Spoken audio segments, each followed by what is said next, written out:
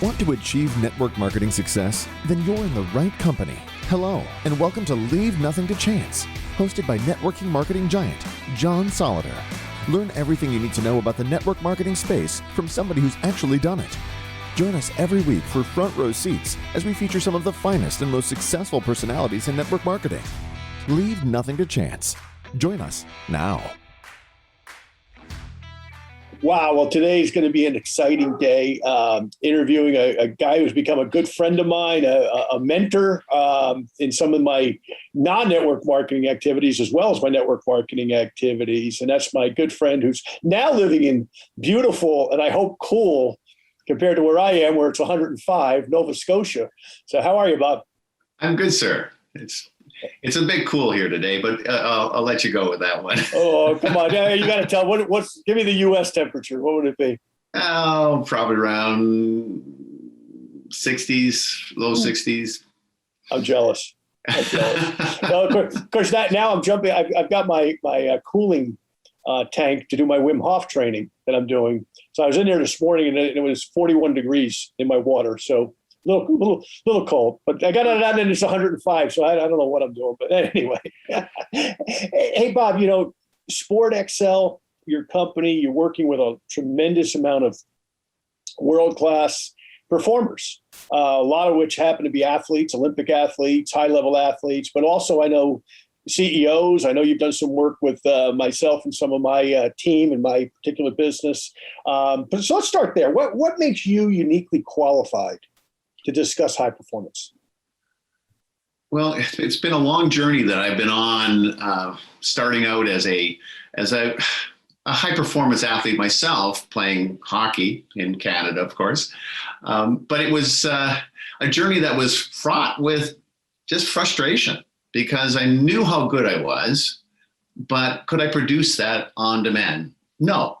And as much as I would try, I floundered and got frustrated, and even one time went out and bought caffeine pills and tried to manipulate my performance with those, and it just didn't. Nothing worked except I'd have these fabulous moments of brilliance that stuck with me. I could do no wrong, but they just came willy-nilly, and so when I got into the martial arts in my adult years, I had a university degree behind me that taught me a systems approach to looking at things. I put it all together, and that enabled me in the martial arts to build a high performance mode. I call it getting into the zone. Other people call it flow, but it's usually seen as hit and miss. I was able to get that on demand, and that set me off. I mean, I thought, okay, great idea for business. And the rest is history. So what types of things have you done that have helped you to become an expert in this field of performance? Well, I've set up a system that is, I call it, to myself anyways, I mean, it's hard to guarantee anything, but I call it a no-fail system. And I can literally walk any athlete or any team or any business, for that matter, through my system. And the results come very, very quickly because I'm not reinventing the wheel. I'm taking guys like you, what you've got, and helping you to accentuate that or to take it to the next level. Because it's not about in your example, sales skills, but it's about your high performance sales skills. And running with that high performance does amazing things to people around you. Interesting. Now, give me some of the circumstances in your work where you've had to work with individuals. Some of the individuals that you worked with, pretty high caliber people. But share some of those stories if you would. Well, I have a current client right now with the U.S. Army, which I'm really happy working with because it's their high performance team. They have an Army marksmanship unit, and these guys are as good as any National League baseball team.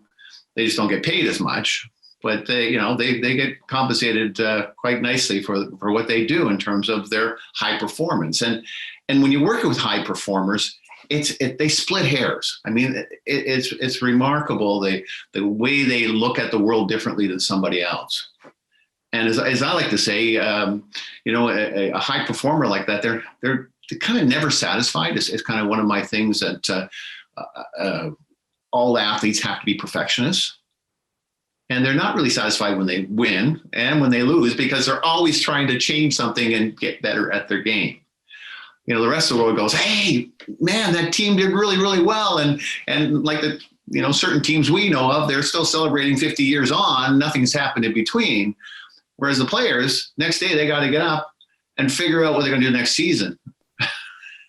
Exactly. So they're always, changing things up and trying to figure out how to get to that perfection. And that is really what makes a great person in any discipline. And what technique is it that you use, specifically with both your business clients and your athletic clients? And I think I know the answer to this because I've been one of your students, but for our audience, give them an idea, the key way to think that you use with all audiences that has made you so successful in what you do. Well, I've kind of flipped things upside down compared to other disciplines that work with high performance athletes. And most people have this expectation that, we have to do a myriad of things to get that zone result or get that high performance result. And I discovered when I was in the martial arts that it doesn't happen that way. Somehow you got to find that high performance result and everything else happens. And I call that high performance result the zone. And it's a whole different physiology that doesn't necessarily have to be attached to skill, because you get into that zone and you start learning skills at an exceptionally fast pace. You get into that zone, let's say in the sales world as we're in now, you attract both like-minded people and people who kind of like that zone and are interested because you're walking around different than most people. And so it's not about hit or miss. It's something I do in the very first session.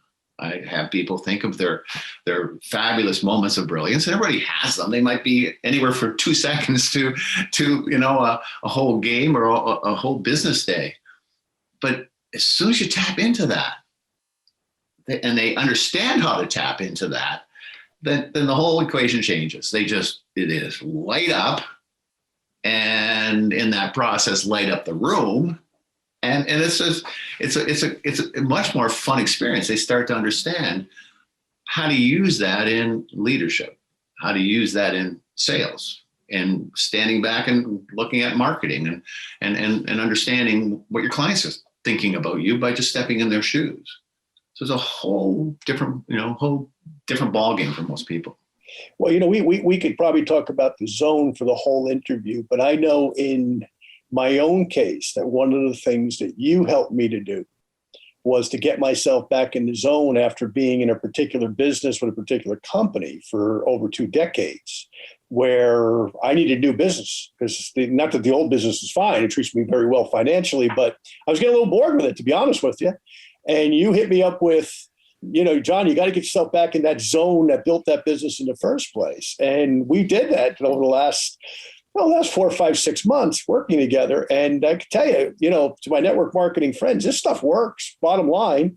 And, maybe it works a little better if you had been an elite athlete before, because you understand not only the zone, but momentum and the things that lead up to it. But once again, I can't say enough about the zone that you helped me to get in, and some of our distributors to get in, frankly, is working, and it's producing results for them, most importantly. And they're getting people in the zone that don't even know necessarily that they're getting into the zone. They just know that they're following somebody who's in the zone, So this stuff works, bottom line. Well, one of the key things I believe I helped you with is the whole idea of why you're doing it, right? What is your outcome here? Is it to make you happy, make people happy, help people? I mean, and once you understand what that is, and you apply some strategies that just make it your driving force, then all of a sudden it rekindles that joy again and the excitement, because now you're moving mountains sometimes with people, right? Things, where, we had one gentleman on the seminar who went into a meeting with kind of no expectations to get his contract signed because he was asking for so much, but he was so in the zone that the owner of the team said yes. I mean, it was remarkable, but he knew his outcome. He had the joy. He knew what he could deliver to the team, and it made it very difficult for someone to say no. Interesting. So give me this, Bob. What's a crazy but true fact about you? Well, in my career, I've run into a lot of different situations where there was a limited expectation of me. And one of them was getting my black belt. I mean, I failed playing hockey. I could never find a zone in hockey. And finally I joined this karate club that had an impeccable lineup of people that were national champions. And I wasn't going to be sitting around not taking them on and learning their stuff. So they were great mentors, great teachers. And that's where I started putting all this together, of course. And I went to my first black belt tournament, and it all nicely had come together by that point. I had used my body as a laboratory, so to speak. And it was, I won both divisions. I won the kata forms, the dance-like routines, but like a bar brawl rather than a dance. And I won the freestyle kumite, and I was, kind of just riding this wave. And my own karate instructor came over to me and said, "Well, Bob, if my son hadn't been disqualified, you wouldn't have won." But the biggest kick was taking those trophies home and walking in the house, and my 2-year-old daughter met me at the door, and I get well up with emotion when I think about it. I handed her one, she ran off and gave it to mommy. She came back, I gave her the other one, she ran off and gave it to mommy, and she just lit up as well. So it's a neat experience, and that's what set me off on this journey. How many years to get your black belt? It was my second time. I got to blue belt initially, so my second time was like getting back on the bike. So it took me 4 years, though. 4 years, yeah, a lot of commitment. Needless to say, to get a black belt, any martial art, it's a lot of hard work. Oh man, a lot of time spent in basement doing basic techniques and learning to make everything fluid. Yes, a lot of blood, sweat, and tears. One of the guys who I admire so much, Dan Gable, said an Olympic gold medal is a culmination of a lot of blood, sweat, tears, yours and other people's. And it's true. I would summarize getting a black belt in any martial art. It's along those lines. Absolutely, yeah. One of my top performers, in order to get himself psyched up for competitions, he says to himself that, he's going to go hurt some feelings. Well, you certainly have to in martial arts, no doubt about that. And so sometimes in business you have to too. There's certainly so Bob, tell me something. Why is success and winning, performing, competing at a high level, and be it in sales or in sports, why is it so important to you? I guess I like challenges.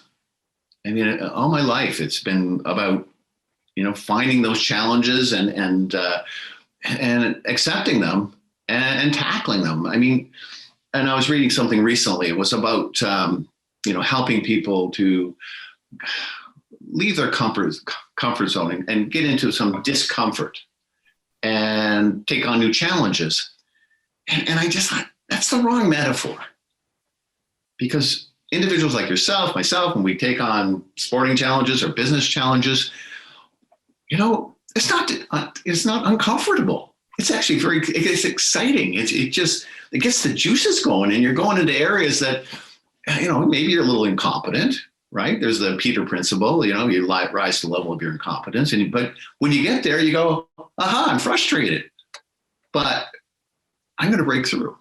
And I have one of Bob's sayings, and that's frustration is your friend. It's going to give you good feedback. It's going to tell you where you're blocked. And if you've got the toolkit, be my guest, break through and have some fun breaking through. Exactly.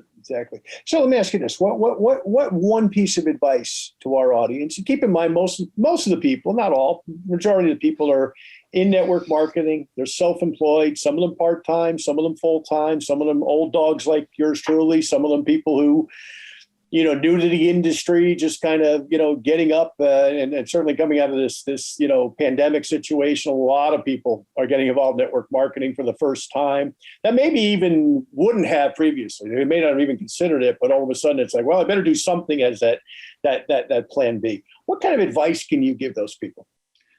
Well, first, I would say dream big. I mean, maybe you're not used to dreaming big. Maybe you're used to, trying to be realistic. But, I'm always encouraging my athletes to go beyond what they perceive as realistic because they're way better than that.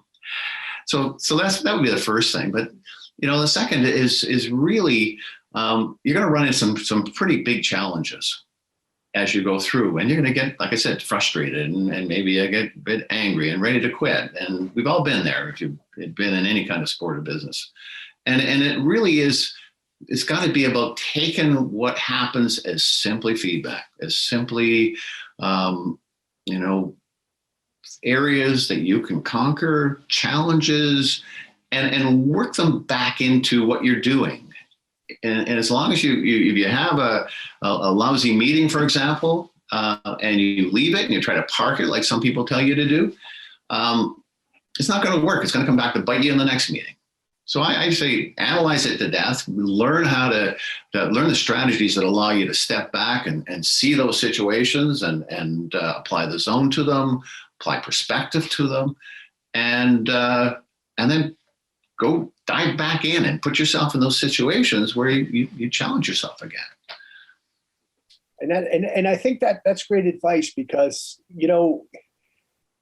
we both know people, you and I are a couple of years difference in age, but not much. And we both know guys that retired early and they are bored to death. You talk to them and they are just, man, there's only so much golf they can play or watch or, fish you can catch or grandkids you can, watch or whatever it is. And to that point, what keeps people alive is that next thing. Whatever it happens to be. Talk about that a little bit. What's that next thing? What's that next thing for you? I mean, you just moved to a new area of Canada. Yeah. I know you've got some new goals for your business and some other things that you're up to, but what's keeping you up? What's keeping you up at night that you say, I got to get that done the next day?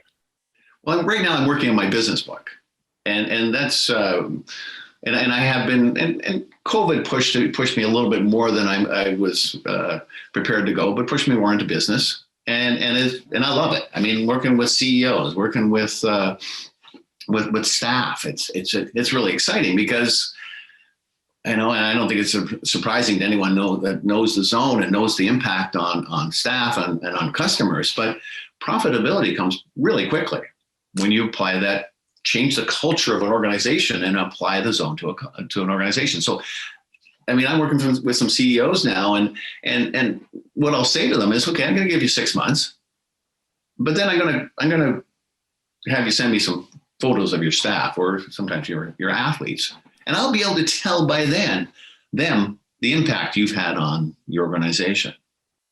So, I mean, if you look at most pro teams, they're always trying to change up the players. And maybe the coach or maybe the general manager, but they don't look at the leadership as something that can influence the whole team. And so that's where my book is going with that. And it's now on the first major edit all the way through. I've got it compiled, but it's really, from what I've read in leadership books, I believe it's going to be the first book that's going to give the nuts and bolts on how to specifically do that. Take your organization to a culture where everybody wants to be there. They're not looking for jobs elsewhere. They may not be being paid as much as elsewhere, but man, they like the culture and their productivity is higher a whole bunch of things start to happen when you apply the zone to your organization like that. Well, it is interesting that you say that, because whether it's sports or business, there are teams and businesses that are analogous with winning. And there's other ones where you kind of go, oh, well, they're okay, like you don't say anything bad about them. But, in my business, it's that way. Certainly in the Fortune 500 world, there's businesses that are super, super successful that we feel really good about. And then there's other companies where you kind of go, oh, are those guys still in business, type of thing. And to that point, Dr. Jim Collins, who I'm a big fan of, wrote Built to Last and Good to Great along those lines, doing a comparison towards like the number 1 and 2 companies for the most part in particular sectors. So, like, hey, if you're number 2 but you're number 2 out of 200, well, you're doing pretty good. But if you're number 2 out of 2, well, you're in last place, right? And it's how you think and how you view the organization. Like your response to that. Well, there's a really good example of that in the NHL right now playing out. They have the Stanley Cup playoffs, and I know some people are in other sports, so forgive me for bringing this example to the table. But Las Vegas, brand new team 3 years ago, and every other team, every other GM has this idea that it takes about 5 years to rebuild a team. They were in the finals in 1 year. And it was funny to go online and look what the other GMs were saying about it and what the reporters were saying about it. And finally, one guy just threw up his hands and said, I don't have a freaking clue, right?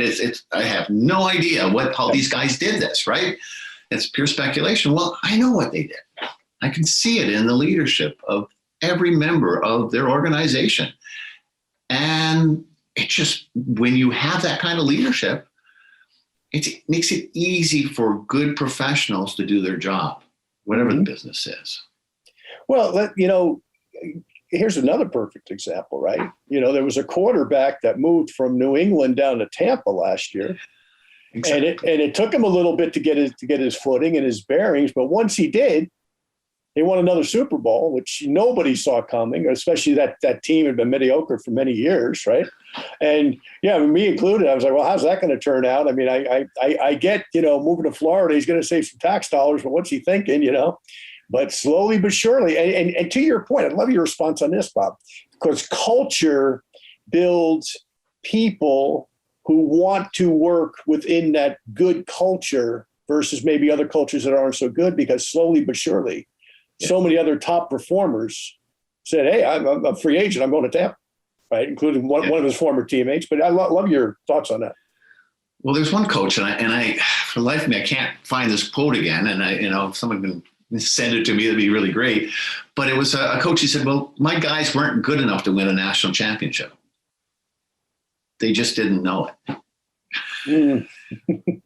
Right? He didn't let them know it. He, and what he was doing, pulling the strings, built them up. And I was reading an article, about Brady and there was I guess early in the season he had a lousy game. The coach reamed him out, and Brady just kept quiet. But I'm sure behind the scenes he went and had a little discussion with the coach and said, "Look, coach, you don't need to do that because we're going to have a winning team here. This is what I'm going to do. All I want is your support." And it's going to take more than 1 or 2 games to do that. But I'm sure he has that kind of presence, that kind of ability and sales, if you will. And there was the end result. It was pretty amazing. Loved it.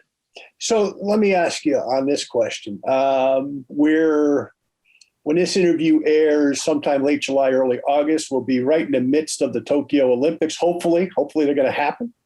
I know you have some athletes that you've been working with. I don't know if you're at liberty to say names or sports. I know sports you can say, but names, if you can't, I understand that. I know you've got contracts with some of these folks. But how many are you working with that are going to be competing in Tokyo? I believe 4 are going to be there from 3 different countries. From the U.S., from India, and I think Egypt may be represented as well as one of my athletes. Great. In the shooting sports, I'm not a clay target shooter. It's an Olympic sport. I go with buddies every once in a while, kind of like the sport, but I'm more of a golfer, so I don't take part in that sport. But very exciting now with a new format they have. They have have a match final that just other people, it can be kind of not a spectator sport, if you know what I mean. But they've started putting some different strategies in place to make it a little more interesting toward the end. And these guys, especially the ones that trained and women as well, they're there. They're in that zone. They got to be. I mean, one miss and they can be sent home. Basically, it used to be a game. I take a little bit of pride in this. It used to be a game of, you could get off with 4 or 5 misses in a whole competition, and now 1 or 2. Wow, it's moved to a whole different level of perfection. Yeah, in the zone. No pressure there, right? Miss one shot there goes 4 years of your life, Yeah, exactly. Don't get a cold on that day, man. Yeah, exactly. Wow. Well, that's exciting. I know you're going to be like a proud surrogate parent to some of those athletes when the games take place. So good luck. Keep me posted on that. Love to hear the results. Obviously, It is fun, and it's especially fun. And I'm not sure. I don't know if this will happen. They're set to go. I haven't had a lot of contact with them lately, but it can even be fun when I'm on the scene by Skype or Zoom or phone or whatever, and able to get athletes primed for that next day's success, which is that's even more hands-on. And with time zones and everything, I think one year for Sochi, it was up at 3 a.m. and getting into my zone so I could be in the zone for to talk with my athlete at that point. But it's excitement. It's like having your kid there. Yeah. I imagine. So Bob, just kind of to wrap up, a couple quick questions. Your last book, title, and where can people get it? Well, this latest one, the earliest one is a Mind to Win. It's on Amazon.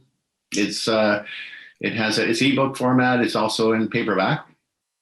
And if you happen to be in the shooting sports, it's also that's the original book, Mind versus Target. So there may be a few people out there that are in the shooting sports, but it's a great book. It's a workshop in a book, right? It doesn't just give you wonderful metaphors and stories and talk about great athletes. It just walks you step by step through the process of how you transform yourself, get yourself in the zone, and support that zone. I actually had one guy call me up and actually sent me an email, and he sent pictures. It was cowboy shooting or something. And they actually ride horses and shoot targets. And this guy went from like 150th place in a month up to around 100th or so. I mean, using my book, and he thanked me profusely. But it's. And the new book will be out when? I'd like to think it'll be out around Christmas, but I'm really working my tail off to get that to happen. I still got to go to some of my editors and my partner and wife is going to be doing a lot of the, presenting it in the different formats. But I think it's actually going to be 2 books. It's a part 1, part 2, because it's just chock full of strategies for high performers, high performance leaders. You have a title yet? Well, this is the first one will be for the shooting sports. It's about leadership, about coaching. So it's going to be Mind versus Target, The Last Stand. Okay. So I haven't got the title yet for the non-shooting one, but they'll come out pretty close together. Great. Well, good luck with it. Keep us posted. We'll have to have you back on when it comes out. And I'm doing that with several other authors too. And have books coming out that are come back and share when it comes out and all of that. But, you make a great point about, the zone. And I think about that a lot when we look at guys who started their lives, or started their adult lives anyway, as big name athletes that have morphed so successfully in business. I'll throw out a couple of them, and we'll kind of wrap up here, because you and I can go on forever once we go down this road. But I think of Magic Johnson, billionaire today, multiple businesses. Some deal with sports, some not. Michael Jordan, same, multiple businesses. Emmitt Smith right here in Dallas, become a very, very successful guy. Going back in time, name from our past that maybe some of our younger viewers won't know, Roger Staubach, who was more successful in commercial real estate, believe it or not, than he ever was in football. He was pretty successful in football too, needless to say. And we can go on and on. I mean, there's so many. Your thought process on how those guys develop that zone early on and continue when they go, okay, can't play the sport anymore. That ship has sailed. Body shot. I'm old. So probably Shaquille O'Neal in this category now too. He's hitting a lot of home runs, as is Peyton Manning. But and there's a lot more obviously. But those are all very big name guys. But to that point, how they think is different than how the average guy that also maybe played the same sport, had reasonable success, but doesn't carry over to the next facet of their career. What's the key there? I really think it comes down to leadership. They've never been afraid to do what other people are looking for someone else to do. They're always the last one in practice, the earliest to practice, last one in practice. Parents, if you interview parents about them, I never had to get Johnny up to go to practice. He got me up. Right? I mean, all those things come into play. They were perhaps a little bigger, a little more athletic. They, their birthdays were perhaps earlier in the year. A whole bunch of things transpired, and by and large, the parents shut up and they allowed their kid to take the lead. And because it wouldn't be long before the athlete would know more than the parents in terms of what they're doing, right? And it's a whole bunch of things that come together, including coaching, such as you're a coach, so you understand the importance of coaching, and facilities. Money doesn't hurt to have some financial means backing you, but it's a whole bunch of things that come together. But I would say the primary one is that leadership piece. They're just not afraid to be a loner. I have an expression that I use it. I'm using it in the book actually, but it's called loanership to leadership. Loanership to leadership. That reminds me of Troy Aikman when he was the Cowboys quarterback. When I first had moved to Dallas, almost 25 years ago now. He was not a guy who hung out. You would not hear that he was out with the other Cowboys here, there, wherever. He went to the office, so to speak, the practice field, did his thing, did his meetings, got in the car, went home.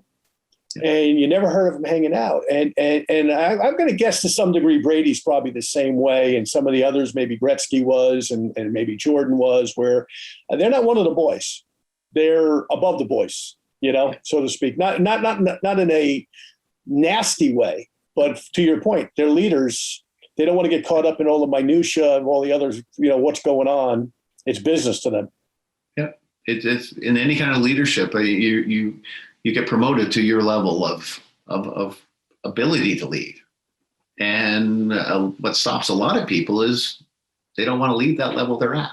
And if you're a professional athlete, you're used to going from level to level to level to level to the top rung of the of the ladder, and that's what makes them tick. They're always, going back to what I said earlier, they're always looking for that little bit of difference that's going to make the big difference. Exactly.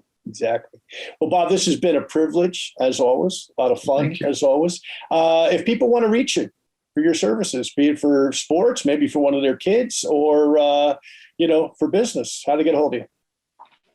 B Palmer at sportexcel.ca. And, Canada. For Canada, not California, for Canada. and SportExcel is SportExcel. So B Palmer at sportexcel.ca. for beautiful Canada. Well, Bob, thank you so much for participating today. This is an interesting interview, a little different than normal. Okay, not so focused on network marketing, folks, but from time to time, want to bring some different voices, some different thought leaders to the table. And what Bob does is unique. It's genuine. It works. I've used it. My son, to some degree, has used it, and we've had a lot of our distributors, frankly, who've used it. So if you're in our industry, you might want to contact Bob and say, hey, what can you do for my organization? So anyway, I'll leave that all up to you. So this is John Solleder, the name of the show, Leaving Nothing to Chance. We have a website, leavingnothingtochance.com, that we archive all of our shows on. Based on the book, a lot of these conversations are based on a book that I wrote called Leave Nothing to Chance, which you can get on Amazon as well. You can get it digital, you can get it in Spanish, etc. And a prior book called Moving Up 2020 that I wrote several years ago on some of the techniques that I've used to reach the top of 5 network marketing companies in a now 39-year career. So those are things you can get as well as some tools. So Bob, once again, thank you, my friend. Good to see you as always. Thank you, sir. Thank you. Bye for now. Thank you for listening to this week's episode of Leave Nothing to Chance. If you want to know more about what it takes to succeed in the network marketing space, join us again next week for another amazing episode. For additional resources and to connect with John Solleder, visit leavingnothingtochance.com. Don't forget to leave a review, and we'll see you next time.